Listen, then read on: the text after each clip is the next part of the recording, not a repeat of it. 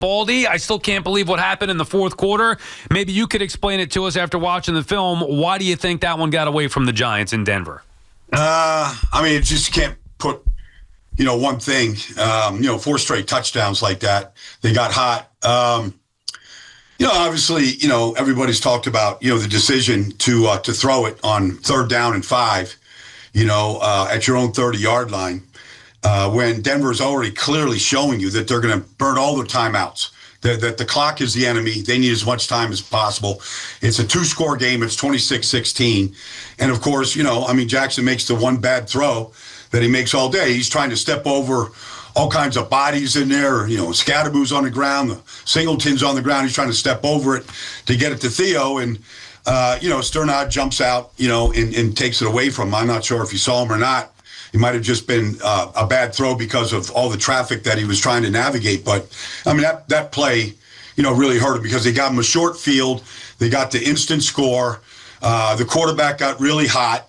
And, we've never seen anything like it. But it's a compilation of a lot of bad things happening all at once. Well, Baldy, I know we have you on here to run through the tape, and there's a lot of things we want to throw by you. But I just need an opinion on this here. So, obviously, 5 change, you laid it out, run, timeout, pass for whatever reason, dumb move there, and you knew that if they ran, it would have been a 3rd timeout. Okay, so they messed that up. Concepts and offense, forget about that. When you're in your 4th year as a head coach, how do you not know that? How do you mess that up if you're Daboll? I'm kind of, when I was watching the game, I was in the airport. I was in Minnesota, did the Eagles game. We're watching the game without the sound, but we're just watching it as a group. And I bet you were doing the same thing, and I bet every Giant fan was doing. Like, you're doing this thing in your own head. We're all sort of, playing Madden all along. Like, I think everybody's looking at it like, just run it. Just run it. If you gain a yard, so what? Punt it. You've got 4.5 minutes. They're going to take the time out, make them go a long field. I don't know how you don't know it. I don't know. I heard, I heard Coach talk about, a couple weeks ago we had a situation. He made a great throw. Well, that's Surtain covering Theo Johnson. That's a defense that leads the league in sacks. They just had 9 against the Jets. They had a bunch against the Giants. Like, you got sharks out there, man. I don't know. Like, I'm not sure. You can't really justify that one away. If I'm the coach, honestly, I'm just taking it like it's on me. Like, I made that mistake. It's not on my quarterback. Like, I can't put him in that position. Like, I just think at least you have to own up to that. But the play call itself, is just a mystery. My issue, Baldy, and I admit, I would have been more aggressive there. Once Peyton started to call timeouts with 5 minutes ago, I'm not trying to play run the clock out here. You can't do that on multiple drives. And they did the predictable run, and then pass. I know people take issue with whatever. My bigger issue is how the hell do you have 3 down linemen and dropping 8 when you just got burned in week 2 with the Cowboys kicking a field goal? I'd be curious to get your take on that. I had a major issue with the defense backing off there after the touchdown gave them the lead late. So did Brian Burns. Yeah, wow. With the player, he wasn't shy about it. And I don't blame him. I was ticked because, just because you drop 8 doesn't ensure anything. You got Banks out there. He's just like a statue out there. They're making an in cut right there. He's not fouling the receiver. It's just sort of unnatural how to actually play 8 guys because you rarely do it. So you do it as an insurance thing, I think so. But honestly, I don't know. You've got these pass rushers. You're paying all these guys this money. You're making all these draft picks. Let them go to work. Let them go to work. You got a brand new left guard in there. He hadn't played left guard. He's been a tackle, Palczewski. Just make him block you up right there. Mm-hmm. Burns has been phenomenal. I think Kayvon Thibodeau's coming along real well. I like the season he's having. I want to see Abdul Carter start wrecking some games. I think eventually we will, maybe use him a little differently. I don't love what I'm seeing from Lawrence, and you and I agreed upon that a couple of weeks back, maybe a little bit banged up, whatever. What is the film saying 1 through 7 here? There's been a lot of football so far now. What is it saying about Lawrence? Well, he's not getting the type of push that we're used to seeing. He has played better. I'm not going to say that he's invisible out there. He has played better. I've seen him play more snaps than he's playing. I've seen him play more volume of snaps, and sometimes you're on the field more, you're going to get more opportunities. But we just haven't seen the splash plays from him. And I just thought, put him up against Palczewski. He's first-time left guard in there. He's new. This third left guard they've had in 3 weeks in there. Like, let him go see what the kid's made of. And I didn't think that he made him feel his punch, as I like to say. Well, Baldy, hold on. That's unacceptable. I mean, he's got a massive, and I know that you're right, but I needed to hear it from you because you know this stuff better than all of us. He's making a ton of money, and people walk around saying, oh, yeah, Dexter Lawrence, top, second best defensive lineman in football. If people are going to throw that around so loosely and so definitively, you got to start playing better football, period. Well, the perspective I get is I get to see defensive tackles that are playing great, like Derek Brown in Carolina, like guys that are really changing the game. They're batting the balls down, they're pushing the pocket, they're throwing bodies around, like physically just throwing people right off the screen. Like, I just don't see the physical dominance that I think we saw for a couple of years up until the injury last year that we saw from Dexter, where just physically he was better. I mean, Jason Kelce still talks about that's a nightmare going up against Dexter Lawrence, at the end of his career and what that was like. And, it might have taken, maybe made him think about retirement. But regardless, like, I just don't see the physical dominance that I see from other Chris Jones, Derek Brown, the guys that I think people want to put him in that category. He's just not playing at that level. BT and Sal on the Fan. We're talking with Brian Baldinger. Insider calls are brought to you by Nationwide for your insurance and financial needs. Nationwide is on your side. How about the Giants defense overall, Baldy? A lot of people questioning the defensive coordinator, Bowen, want him out. We talk about being vanilla or conservative, where they have players all over the field, but yet it still hasn't been as dominant or as explosive maybe as we would have liked to have seen. What are you seeing from the Giants defense? Is it a scheme thing? Is it a players thing? What's going on with their defense? Well, I mean, it's a tale of two cities. I mean, for 3 quarters, it's as good as it gets. I mean, that's a good offense with a lot of weapons, with a champion play caller on the other side. And they couldn't, it was all punts in the first half. It was all punts in the third quarter. It all changed in the fourth quarter. Bo Nix I counted 13 exceptional plays. Like, they didn't affect the quarterback in the fourth quarter. And, that's when the game's now, you're up 19-0. You think, like, maybe, I don't know, maybe you're just kind of, okay, we got this one. You kind of like relaxing a little bit. We see this in all sports. You got this big lead, and you're just, the offense is still scoring. Tyrone Tracy, is blasting one up the middle for a touchdown. You're still moving. And maybe you just relax a little bit, but that fourth quarter, the quarterback did whatever he wanted to do. Now, they got lucky too. The ball gets tipped, off of Flott's hands and into, Troy Franklin's hands for a touchdown. I mean, that's a great individual play right there by Flott, who's playing really good football. He is. And it ends up being a touchdown. I mean, that's just kind of luck. But at the same time, hit the scrambles, the rollout. They only roll them to the right.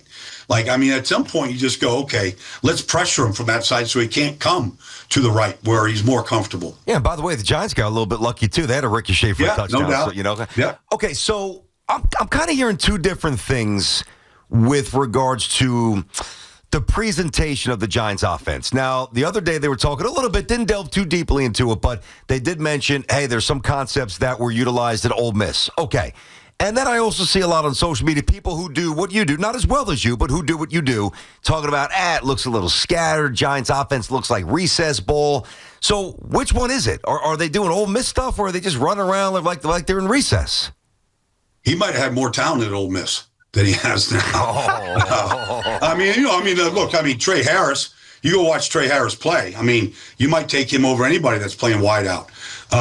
Now, like, he missed a couple go shots the other day. It's going to happen. The deep ball, he had 2, like, where there's no safety over the top, and you drop that in the bucket to Jalen Hyatt or to Wandale. Maybe we're not even talking about this collapse. So he missed a couple shots, but that's kind of sometimes the last thing to come to a quarterback. But I've watched him at Ole Miss. I don't think this is college simple. I think they've got some concepts that are pretty good and, pretty reliable. I mean, it looks like a real offense. And the kid, makes a lot of really good loose plays, where he really navigates the pocket exceptionally well. Yeah. And that's a difficult front with great pass rushers inside and outside. And I don't know exactly how he feels it, but he keeps his eyes down the field. I mean, you guys, in New York, I mean, going back to Dave Brown and some of these quarterbacks you've had. Jeez. I mean, these guys drop their eyes as soon as they feel pressure. This guy almost never does that. It's almost a rare skill. And the pocket awareness that he has is pretty elite. I remember talking to Brady about it last year, and he's like, you can't coach it. You either have it or you don't have it. And I think this kid's got great pocket awareness. It's one of the reasons why I'd be more encouraged, even with the horrific loss. You can't lose a game like that. We understand it. A lot of things went wrong. But, Baldy, I mean, you mentioned championship play caller, an offense with weapons all over the place, and I think the best defense in the NFL. And to have Jaxson Dart go in there and perform the way that he did as a rookie in his fourth start in the league, I think it's more encouraging what happened in those first three quarters than the way that the result went in the fourth quarter for the Giants. I agree. I totally agree. I mean, the kid has something to him now. He just has a feel for the game. He can drive the ball. Like, he doesn't play with any fear whatsoever. And that not just running and taking hits. He got blasted on a couple of those shots the other day and gets right up. But, I mean, I'm talking about no fear of just, pulling the trigger and just throwing it. Like, because the guys on the other side, just north of here, like, they have a lot of fear about making a throw. This guy has no fear about making a throw. Oh, man. All right, quickly on Skattebo, who's got this cult hero identity already. The easiest thing to do is to take a white running back and try to find a former white running back, all-star, the white rhino, Peyton Hillis. Yeah. But I think that's lazy. So is there a comp that that early comp in terms of Skattebo to somebody else? But he's like a baby Earl Campbell. What? Like, if you want to go back in time. Campbell? I'm just saying, I said a baby. I'm not talking about the Earl. All right. I'm just saying, like, that's how Earl came. I'll never forget when I was in Dallas and Earl was in Houston.